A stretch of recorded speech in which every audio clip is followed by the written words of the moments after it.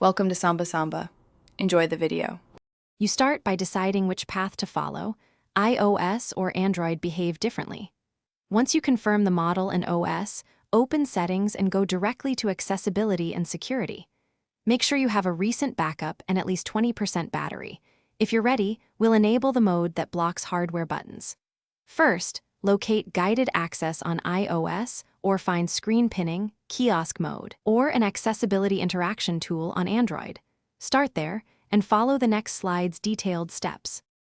You'll now activate the specific control that suppresses volume buttons.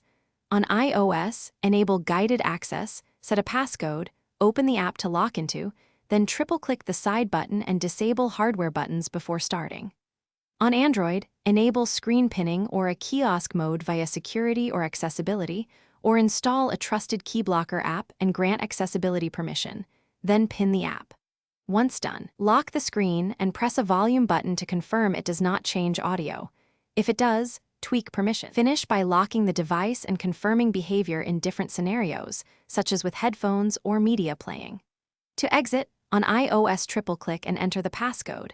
On Android, unpin or revoke the accessibility permission for the blocker app. If volume still changes, force stop or uninstall the app, reboot the phone, and reapply settings. One key troubleshooting tip: revoke and regrant accessibility permission, then retest.